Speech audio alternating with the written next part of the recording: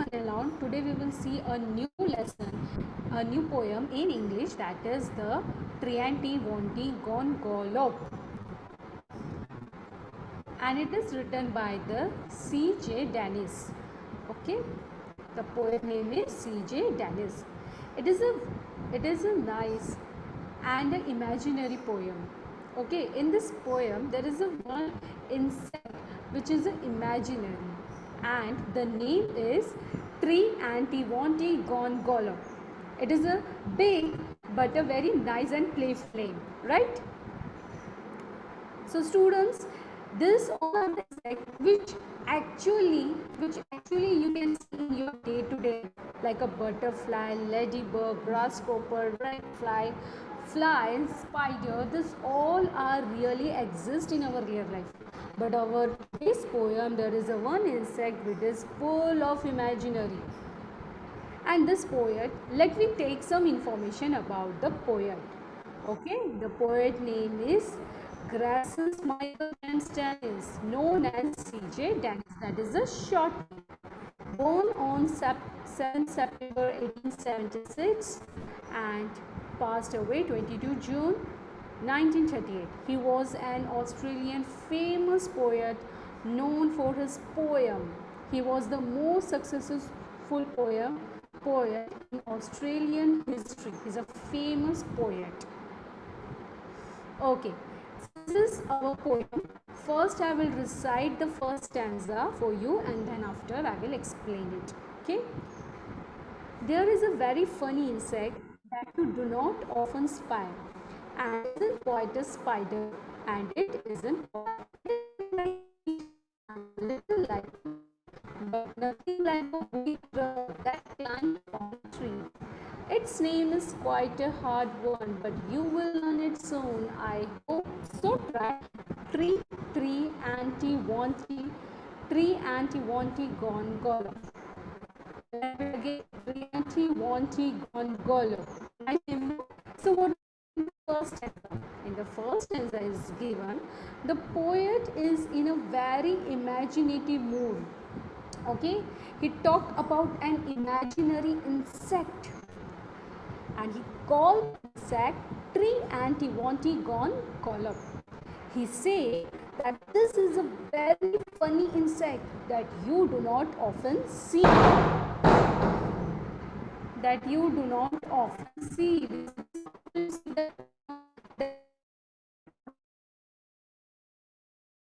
Student, funniest poem, that is the Triantiwontigongolope, right?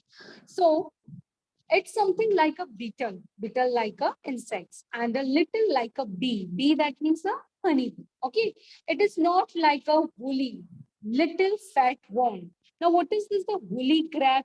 What is this, the woolly grab? Okay, grub, grub, that means the young form of an insect that looks like a small fat worm. Grub, that means the young form of insect that looks like a small fat worm. Okay, so but nothing like a woolly grub, that is nothing like the young form of insect look like a fat worm that climbs upon a tree. That insect is climb upon a tree. Its name is quite a harder one, but you will learn it soon. This is for you children, that you will learn it soon, and I hope so. So try it. What we should be called? Triantiwontigongolope. Okay, you can break the word and you can say Triantiwontigongolope. Okay, it is a very nice name of this poem. Now, let me see the second stanza. What is in the second stanza?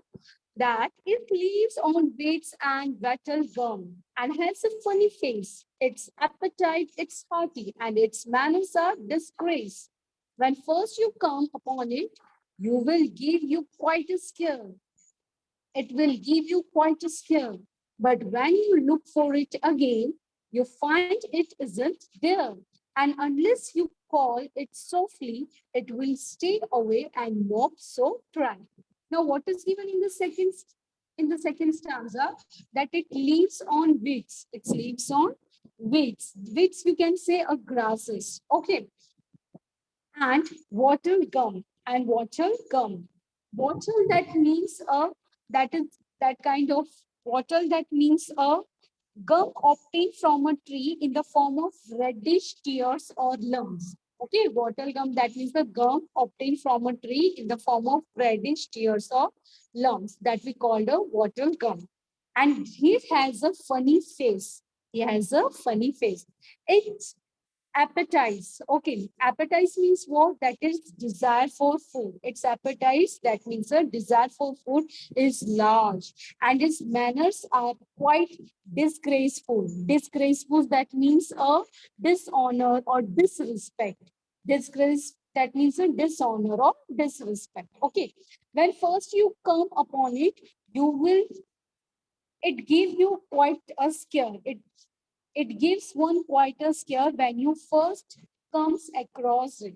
But when you look for it again, you find it isn't there. You find it, there is nothing that insect. And you must call it softly, or it will stay away. Feeling very sorry for it. We're feeling very sorry for it.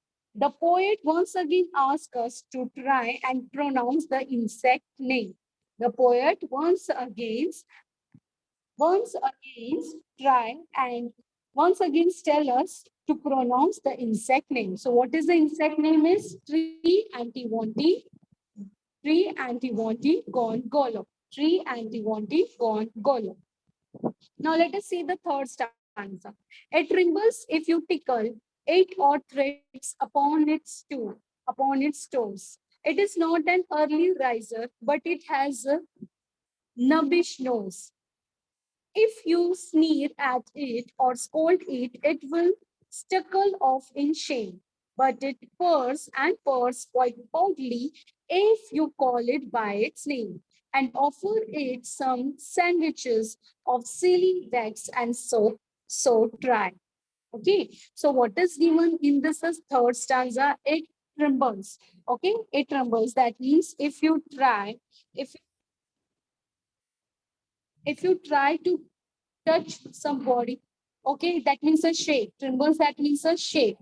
Trembles, that means a shake. And here, tickle, that means if you try to touch the body, okay, so it treads upon its toes. So the body it started to shake. Okay, it is not an early riser. It is not an early riser. It is not early riser. It has a fat nose. Okay, nubbish nose, that means a fat nose. Fat nose. If you give it a pleasant look or scold it, if you sneer at it, sneer, that means what? Sneer means unpleasant look or smile if you give him. Okay, so it's scuttle off in shame. Scuttle means to run with quick short step. Okay, to run with a short step. So what this means in this line, it trembles if you tickle it or step upon its toes. It is not an early riser. It has a fat nose, turn up at the end. If you give it an unpleasant look or scold it, it will run away in shame. It will run away in shame with quick short step. But it purrs quite proudly if you call its name. If you call its name very proudly and offer it some sandwiches, if you offer some sandwiches of sealing wax and soap, so try. Then after again the poet tell us to pronounce its name, to pronounce its name. And what is the name? Triantiwonti. Triantiwonti gone gone. Now, let us see the fourth stanza. What is in the fourth stanza? The poet finally gives out his secret. Okay. Now, in the fourth stanza, the poet finally gives out the secret. But of course, you haven't seen it. And I truthfully confess that I haven't seen it either. And I don't know its address. For where, for there isn't such an insect, though there really might have been. If the trees and grass were purple and the sky was bottle green, it's just a little joke of mine, which you will forgive, I hope. Oh, try. Tree and Triantiwonti gone golem.